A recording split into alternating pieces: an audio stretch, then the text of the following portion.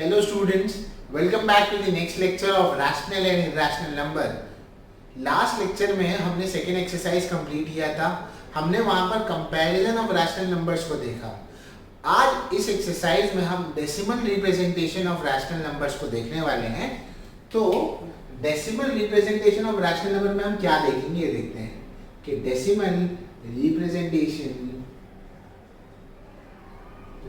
Representation of rational numbers में क्या होगा. ये देखो, of rational numbers. So basically decimal representation of rational numbers में क्या होगा.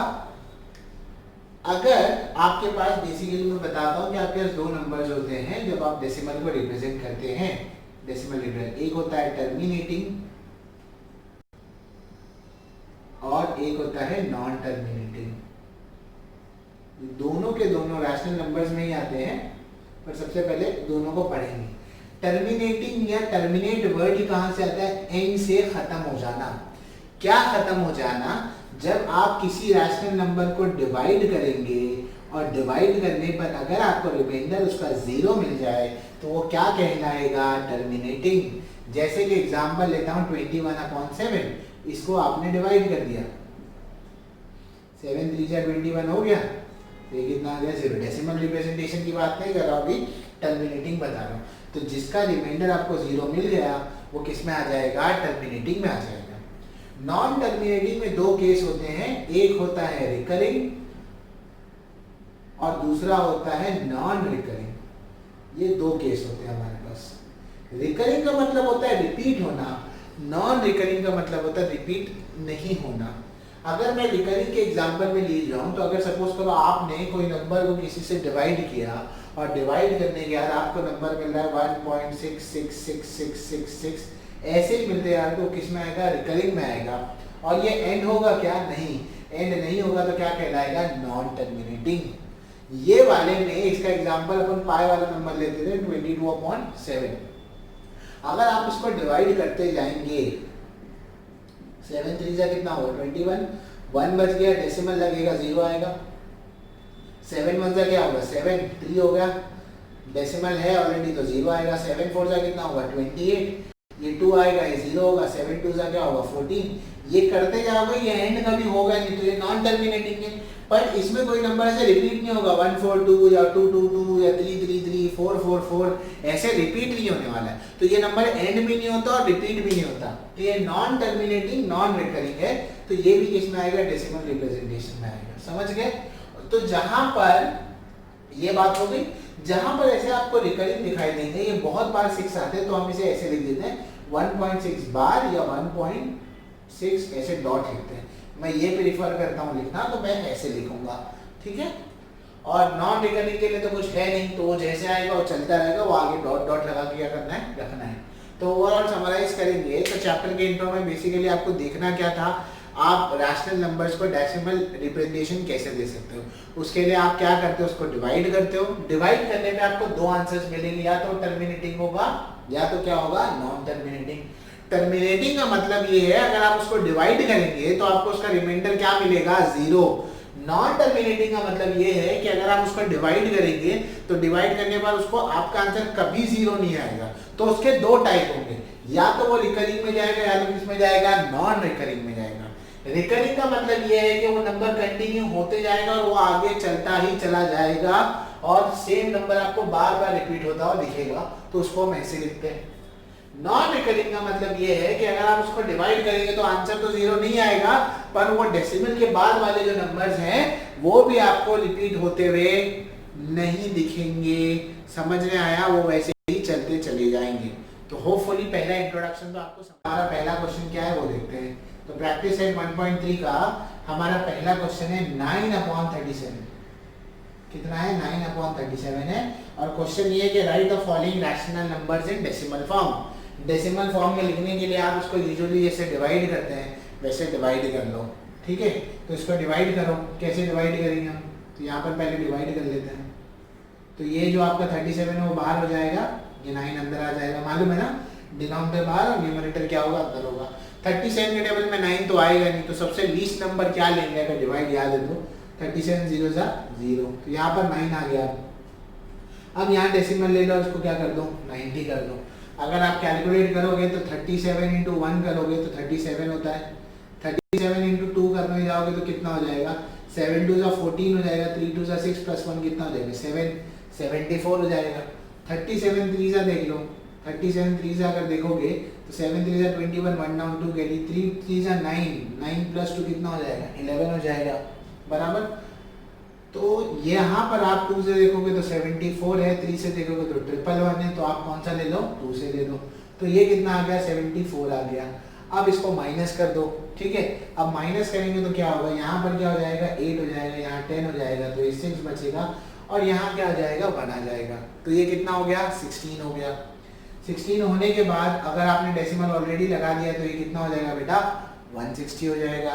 ये 160 हो गया तो अब इसके आगे ढूंढ लो, 37 4 सा देख लो, 4 देखोगे तो 4 7 28 होगा, 4 3 सा 12, 12 प्लस 2 कितना होगा 14, 148 हो रहा। 37 5 सा भी देख लो, बड़ा ही होगा फिर भी देख लो, 5 7 से 35, 5 डाउन 3 कैरी होगा, 5 3 सा 15 प्लस 3 कितना होगा 18, कितना आ रहा है 185 आ रहा है।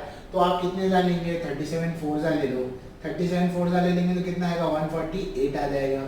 तो 160 में से 148 को अगर जब आप माइनस करेंगे तो आपके पास कितना बच जाएगा, देखो ये 5 हो जाएगा, ये 10 2 बच गया, ये 12 हो गया और ये 0 आ गया।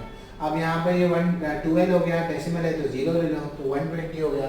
120 के नज़दीक वाला नंबर आपको कौन सा दिख रहा है, सबसे नज़दीक वाला 111 दिख रहा है, तो 3 सा ले लो तो कितने का हो जाएगा 111 हो जाएगा। 120 में से 111 डायरेक्टली माइनस करो, काफ़ी आसान है, 9 बच जाएगा। अब ये 9 आने के बाद ध्यान से देखो, यहाँ भी 9 आता है, डेसिमल लगा हुआ तो ये 90 हो जाएगा। अब ये 90 होने के बाद फिर से 90 हो गया तो मुझे 2 सा लेना पड़ेगा, 37 2 सा ही लूंगा ना, फिर 37 2 सा लूंगा तो 74 होगा, फिर 16 बचेगा, फिर डेसिमल है, फिर ये 0 है यहाँ पर, मतलब ये साइकिल रिपीट होगी। तो इसका मतलब हम इसका आंसर क्या लिखेंगे 0.243 बार, समझ रहे हैं, क्योंकि इसके बाद फिर 243 आएगा, 243 आएगा। अगर आपको इसमें तसल्ली नहीं हो रही है, अभी भी मतलब एब्जॉर्ब नहीं कर पा रहे इस बात को, तो आप इसको सॉल्व करो आगे। 37 में ये 90 है, फिर इसके नज़दीक का नंबर देखो कौन सा है और इस हिसाब से सॉल्व करो। तो ये आपका पहला सवाल हो गया जो आपको सॉल्व करना था। अब हम जाएंगे दूसरे क्वेश्चन की तरफ। तो ये बताओ कौन सा, अच्छा इसका टाइप बताओ क्या है, क्या है टर्मिनेट हो रहा है, नहीं, तो नॉन टर्मिनेटिंग है, क्या रिकरिंग है, हाँ रिकरिंग है। तो ये कौन सा नंबर है, नॉन टर्मिनेटिंग नॉन रिकरिंग, ठीक है। यहाँ तक होने के बाद अब हम जाएंगे क्वेश्चन नंबर 2 की तरफ। क्वेश्चन नंबर 2 देखते हैं। क्वेश्चन नंबर 2 क्या है, क्वेश्चन नंबर 2 है हमारा 18/42, 18 अपॉन क्या है 42। सेम वैसे ही करना है। डिनोमिनेटर कहाँ जाएगा बताओ, डिनोमिनेटर आपका चला जाएगा बाहर, तो डिनोमिनेटर को बाहर कर दो 42 को, यहाँ क्या कर दो 18 कर दो, ठीक है। टेबल्स देख लो, 42 1 सा 42 होता है, 42 2 सा करोगे तो डबल कर दो, 2 का डबल 4, ये 84 हो जाएगा। हाँ 3 तक भी ले लेता हूँ, 42 3 सा कर लेते हैं, 3 2 सा कितना होगा 6 होगा, 4 3 सा कितना होगा 12 होगा। 42 4 से करते हैं, 4 2 सा कितना होगा 8 और 4 4 सा कितना होगा 16। 42 5 से करते हैं, 5 4 सा कितना, 5 2 सा कितना होगा 10, 5 4 सा 20 प्लस 1 कितना होगा 21, तो ये 210 हो रहा है यहाँ तक, ठीक है। अच्छा तो अब करेंगे कैसे, इसको करेंगे हम इसको ऐसे कि 42 है और 18 है, तो इसको ऐसे ले लेंगे, 42 के टेबल में 18 तो आता नहीं, तो 0 सा ले लो, तो यहाँ पर अगर 0 सा ले लिए तो 0 0 18 आ गया। अब डेसिमल लगाए तो क्या होगा 180 हो गया। अब इसमें 180 के नजदीक वाला नंबर कौन सा है, ये, क्योंकि ये बड़ा हो जाएगा। ये चैप्टर ये एक्सरसाइज के लिए डिवाइड आना चाहिए, याद रखो। तो आप कौन सा लेंगे 168 वाला, तो 42 4 सा ले लो, वो कितना है 168 है। ये 7 हो जाएगा, ये 10 है, 10 में से 8 माइनस होगा तो कितना बचेगा 2, ये 1 बच जाएगा। अब ये 120 हो जाएगा बराबर है, 120 के नजदीक 126 तो बड़ा होगा तो 2 सा लेना पड़ेगा, है ना। तो 2 सा कितना होता है 84 होता है, तो 84 ले लो यहाँ पर, तो ये 1 हो जाएगा। 10 में से 4 किया तो कितना बचेगा 6, ये 0 होगा। 11 में से 8 चला गया तो कितना बचेगा 3, 36 हो जाएगा बराबर। अब ये 36 है, डेसिमल ऑलरेडी है, तो ये कितना हो जाएगा बताओ 360 हो जाएगा, फेयर इनफ।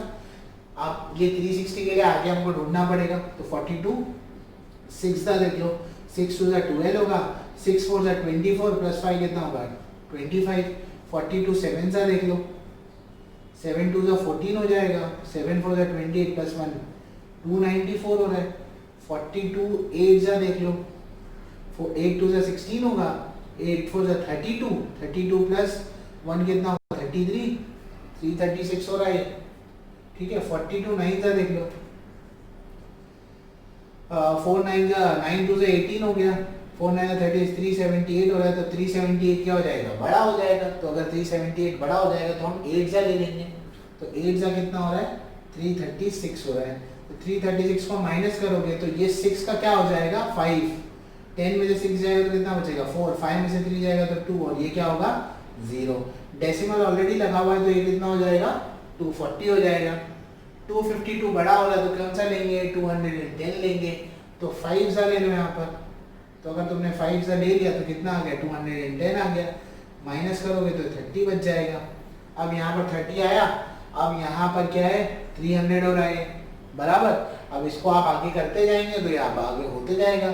300 है तो उसके लिए 7 सा ले लो, 7 सा ले लोगे तो यहाँ पर आ जाएगा 294, और 300 में 294 माइनस कर दोगे क्या, इसको 60 कर देते हैं।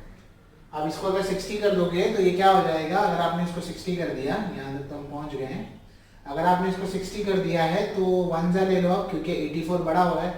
तो मैं यहाँ पर लिख देता हूँ, अभी हम लोग जहाँ तक पहुँचे हैं तो हम 60 पर पहुँचे हैं, और ये क्या है 42 है, हम पहुँचे 0.42857। अब हम 1 सा लेने वाले हैं तो 1 सा ले लेंगे, 42 ले लेंगे।